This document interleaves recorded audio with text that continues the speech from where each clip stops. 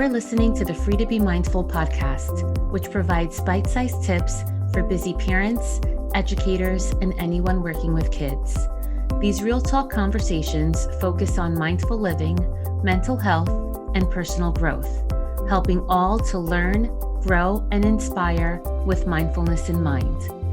I'm your host, Vanessa de Jesus Guzman, educator, licensed professional counselor, entrepreneur, and mom.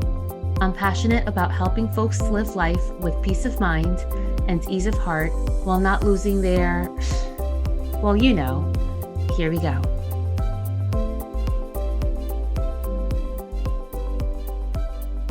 Have you ever tried to practice meditation but have no idea if it's working or even if you're doing it right? Wouldn't it be awesome if there was something to let you know when you're in the zone, to let you know to do more of that?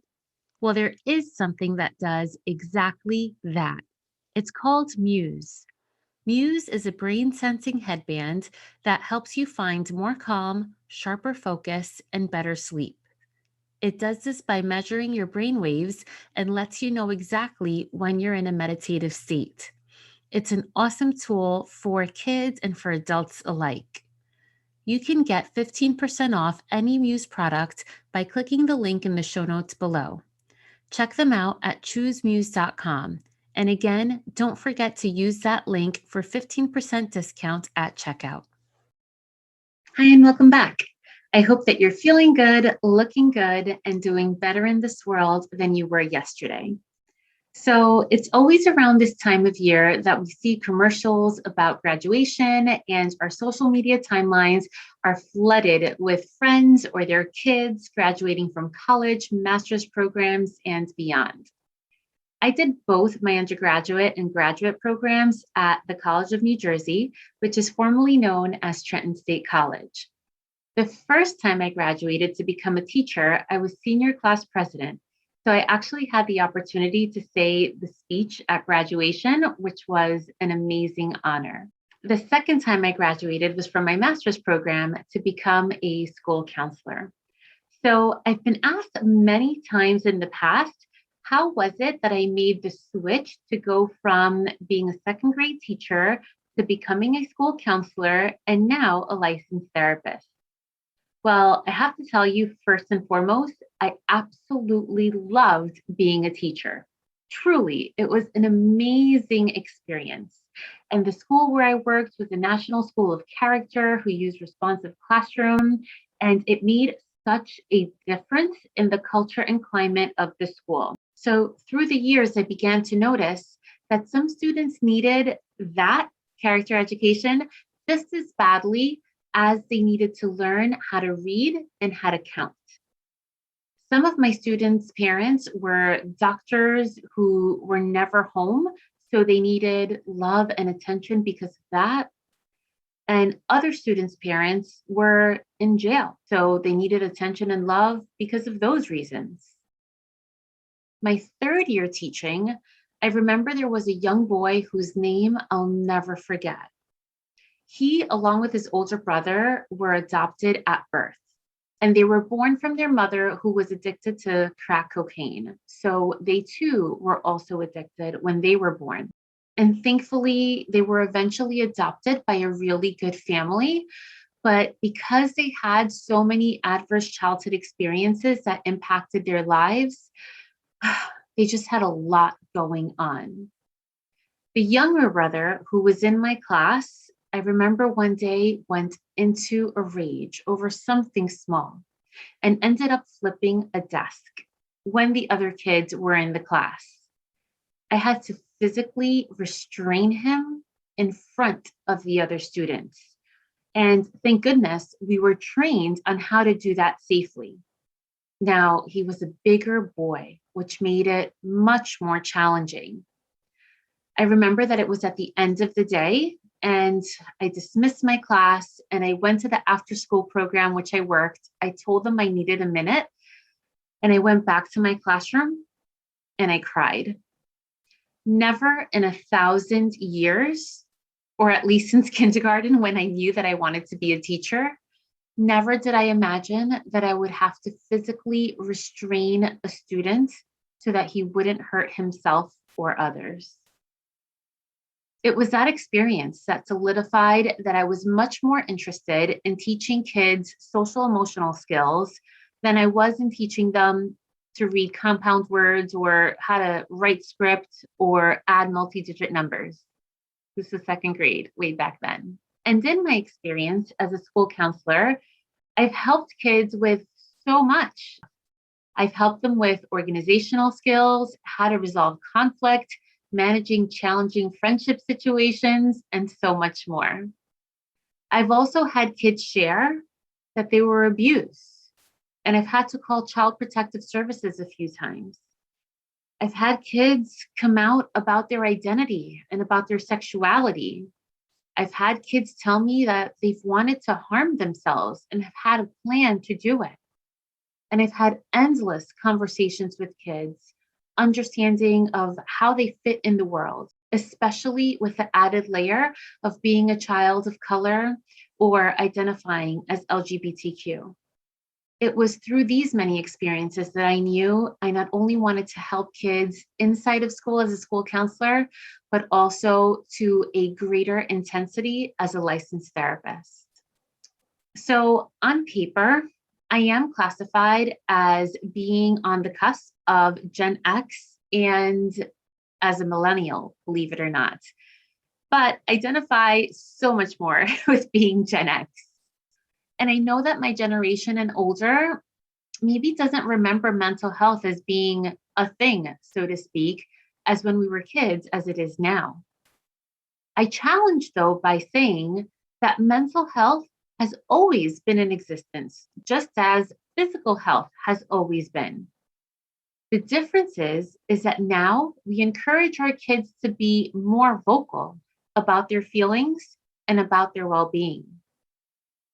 My own son, who is 7.5, will tell me, "Mommy, I'm so stressed." He says, "Mommy, I'm so stressed. You tell me to do too many things in a short time, and you rush me, and that stresses me out." And if I can think back to when I was a kid, if I were to even mention to my parents that I was stressed because they were rushing me, they probably wouldn't have cared much and would probably have told me to hurry up even more. However, in this day and age, our kids just know so much more, and they have the whole world in their hands in the shape of a phone or in the shape of another device. And it's scary to know how many kids have taken matters into their own hands when they think that they can't handle their own stressors, and then they bring harm upon themselves. To put things in perspective, in 2020, suicide was the 10th leading cause of death in the US. And sadly, it was the second leading cause of death for people ages 10 to 34. 10. That's a fourth or fifth grade kiddo. So that's one end of the mental health spectrum. Then the other end may include more lighter topics, but they're just as important. It's important to keep in mind that health is indeed a spectrum. So mental health includes the way that we help kids identify emotions, having an accurate self-perception, recognizing our strengths, having self-confidence, self-efficacy, being able to take perspective, being able to have empathy toward others, appreciating diversity, having respect for others, analyzing situations, problem solving, evaluating and reflecting on making responsible decisions, having ethical responsibility, impulse control, stress management, self-discipline, self-motivation, goal setting, organizational skills, being able to effectively communicate with others, being able to engage socially with others, being able to build meaningful relationships, and being able to relate and work with others. All of these are aspects of mental health. So the question is, how do we help our kids with this? We must remember that it's not one person's responsibility to help kids with all of these different aspects. These concepts are taught from when kids are babies at home to school and in regular real life social situations too. We must be intentional with our kids though, so that they can learn these skills passively and actively. As educators, we can take moments to connect with our kids as people, infusing social emotional learning and making even the smallest things teachable moments in a genuine and kind way. And as parents, taking moments to play and to listen to our kids is really important. An awesome opportunity is the free virtual mindfulness classes that I personally offer every single Wednesday for the entire year of 2021. And this is thanks to my sponsor, Horizon Blue Cross Blue Shield of New Jersey. These classes are virtual and they're free to anyone worldwide. They teach social emotional learning and mindfulness strategies, and they're perfect for ages 5 to 10 or so. You can learn more about these free classes on my website, freetobemindful.com/virtual class. And throughout this month of May, which is Mental Health Awareness Month, and every month, may we remember that kids' feelings are valid. Even when we don't think so, they're valid because they too get stressed and they too get hurt. May we remember to provide them with the time and attention they deserve and to speak to them as the little humans they are.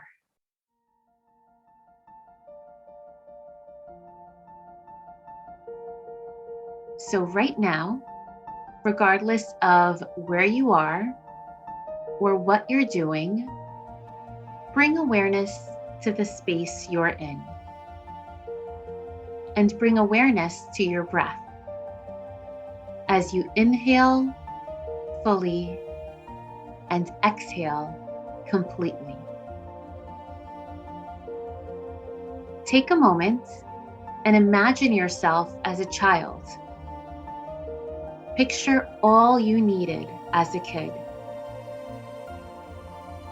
Perhaps it included compassion, attention, patience, kindness, peace, love, and so much more. Think of the children in your life and think of how you can offer these qualities to these kids. Now think of yourself in the current day and think of how you can offer these qualities to yourself as well, as your inner child may be longing for these qualities too.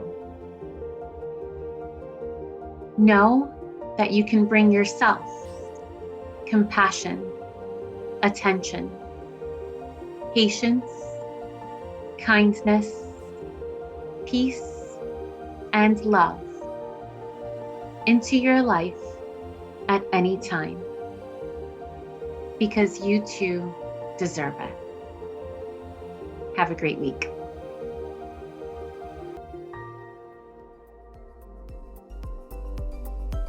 I hope you enjoyed this week's show. It would mean a ton if you took this moment to review the Free to Be Mindful podcast on the platform you catch your favorite shows.